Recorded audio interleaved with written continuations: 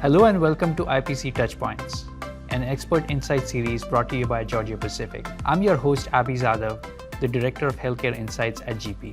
Today we have an interesting topic for you: productive partnerships, creating an IPC program of excellence with your EVS team. I have the pleasure of having Linda Dickey here with me. Linda is the past president of APEC and an industry veteran with over 3 decades of experience in infection prevention and control. Linda, thank you for joining us today. Thank you for having me, Abhi. So let's dive into the first question. So for many years now, infection prevention committees have included EVS leaders as full-time members. Can you tell us why this development is so important? Well, there's a couple of things that really stand out with that question. One is the environment that EVS is responsible for is critical to success in infection prevention and control. And without their voice at the table to hear the fullness of what's going on in an infection prevention program, that you're missing a big component. They can weigh in on policy decisions that are made at that committee. They can contribute data that's important, and just their insights and their perspective are critical. The second thing is the engagement.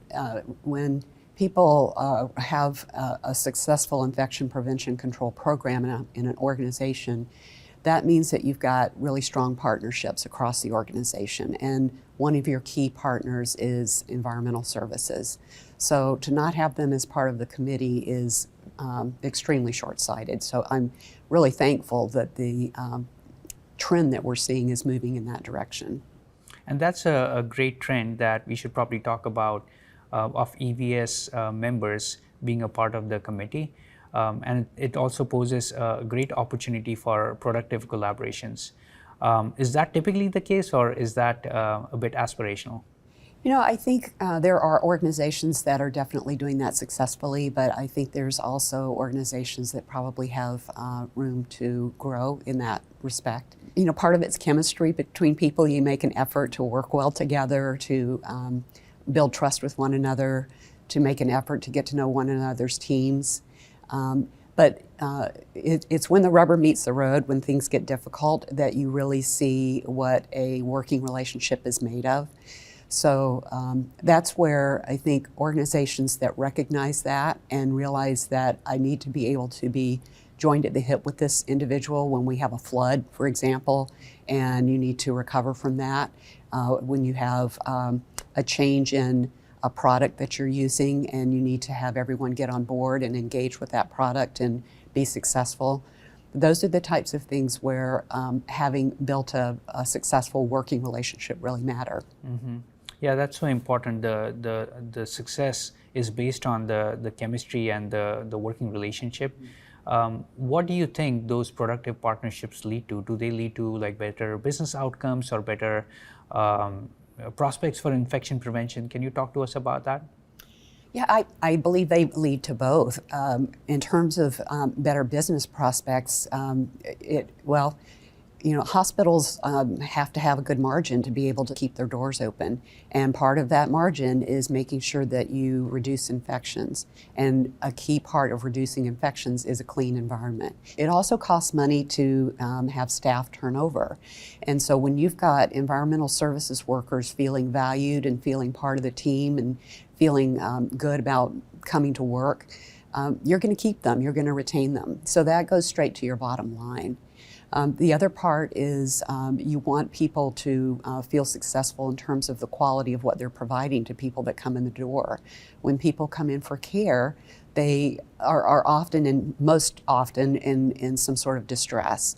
And so the last thing that they need to think about is the safety of their environment. So having infection prevention and environmental services joined at the hip and working effectively with the medical staff, the nursing staff, respiratory therapy, all the disciplines, that teamwork shows to patients and their families, and they feel comforted, they feel safe. Mm. And so that teamwork and the people-to-people connection is so important. Can you talk to us a little bit about the resources and guidelines that can help them with their partnering efforts? There's a few that come to mind. One is the APEC text. That is a resource that speaks to across the continuum of care, so you can learn something about just about every healthcare setting. And it also speaks to different types of services, specifically to environmental services. It has a whole chapter. Another resource is the CDC's environmental guideline. That is a wonderful resource. It was updated last, I believe, in 2019, and it's free. And it speaks specifically to infection prevention, but through the lens of environmental services, as well as aspects around nutrition services, linen, waste management, that type of thing. A third resource that comes to mind is the EPA's website and their listing for disinfectants. Every leader within infection prevention and environmental services will have looked at that resource at some point to evaluate if they're looking at products, are they on the registered list for the EPA, and what organisms is it effective against. So that's kind of an important one.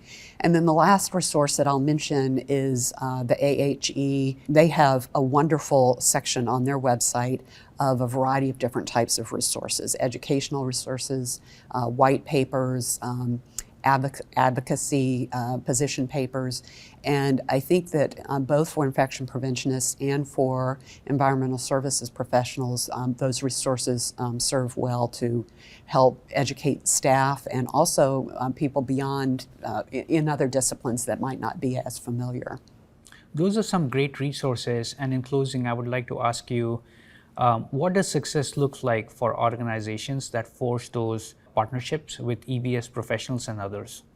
You know, that's a great question. And I can tell you, I remember at my last organization, there was a physician that would come to the oncology unit, and he specifically knew the environmental services worker that was assigned there, and he would speak to her by name.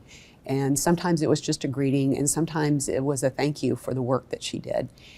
And I don't think that's a minor thing. I think when organizations are successful with partnership, you see it across the organization, and you see it in terms of people treating each other with respect and kindness, and people enjoying where they're working, people helping each other. There's a mutual support that people are more willing to, well, I see that the hand hygiene dispenser is empty.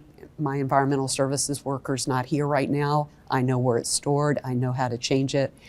It might not be in my job description, but I'm going to jump in and help because it's the right thing to do for the person in the bed. That's what a successful organization looks like. Thank you, Linda. That makes a lot of sense. I also want to thank you for meeting us here at GP. As we like to say, healthcare experts meet hygiene experts, and we value experts like you who like to keep the healthcare community informed. Thank you, Avi, for having me. And folks, I hope you can join us for future installments of IPC Touchpoints.